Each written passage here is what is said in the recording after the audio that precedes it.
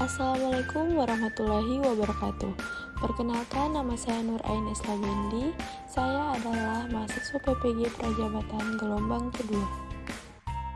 Pembelajaran berdiferensiasi.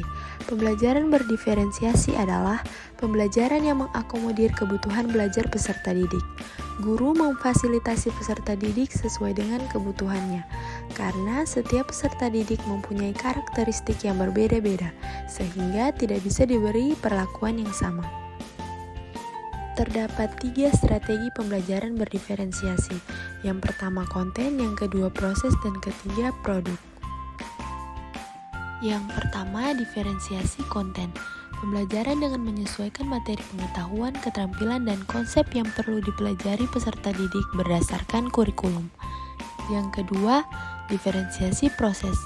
Suatu proses yang harus dilakukan peserta didik yang memungkinkan mereka berlatih dan memahami isi materi.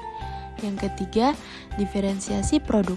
Strategi memodifikasi dengan tagihan produk hasil belajar peserta didik dalam penerapan dan pengembangan apa yang telah mereka pelajari.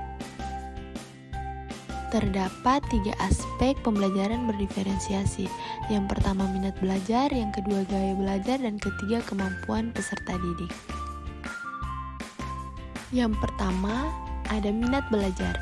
Minat belajar adalah dorongan dalam diri sendiri untuk melakukan sesuatu yang dapat membuat peserta didik tertarik dan senang. Yang kedua, ada gaya belajar. Gaya belajar adalah kombinasi dari bagaimana seseorang menyerap pengetahuan dan bagaimana informasi atau pengetahuan yang diperoleh, diatur, dan diproses. Ada beberapa gaya belajar, yaitu yang pertama gaya belajar visual. Gaya belajar visual biasanya lebih mudah memahami gambar, simbol, dan tanda-tanda lainnya yang ditangkap oleh indera penglihatan. Yang kedua, gaya belajar auditori. Gaya belajar auditori lebih mudah mengingat sesuatu yang ditangkapnya melalui indera pendengaran. Yang ketiga, gaya belajar kinestetik. Gaya belajar kinestetik atau gerakan cenderung suka bergerak dan tidak bisa diam. Peserta didik akan memahami sesuatu dengan membuat gerakan-gerakan tertentu. Ketiga, ada kemampuan peserta didik. Kemampuan awal peserta didik adalah kemampuan yang telah dipunyai oleh peserta didik sebelum mengikuti pembelajaran yang akan diberikan. Kemampuan awal ini menggambarkan kesiapan peserta didik dalam menerima pelajaran yang akan disampaikan oleh guru. Contoh penerapan pembelajaran berdiferensiasi menggunakan strategi berdiferensiasi konten dan proses dengan aspek berdiferensiasi sesuai gaya belajar. Pembelajaran 7, subtema 2, pembelajaran 4, muatan mata pelajaran Bahasa Indonesia kelas 6 dengan tema mengenai ciri-ciri pubertas pada laki-laki dan perempuan. Berdiferensiasi konten. Peserta didik yang memiliki gaya belajar visual akan diberikan infografis. Peserta didik yang memiliki gaya belajar auditori akan disajikan video pembelajaran. Sedangkan peserta didik yang memiliki gaya belajar kinestetik akan diberikan gambar-gambar dan juga tulisan secara acak untuk dipasangkan. Diferensiasi proses.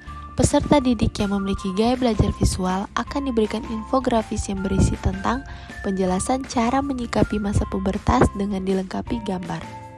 Yang kedua, peserta didik yang memiliki gaya belajar auditori akan disajikan video pembelajaran dengan isi materi yang sama dengan gaya belajar visual.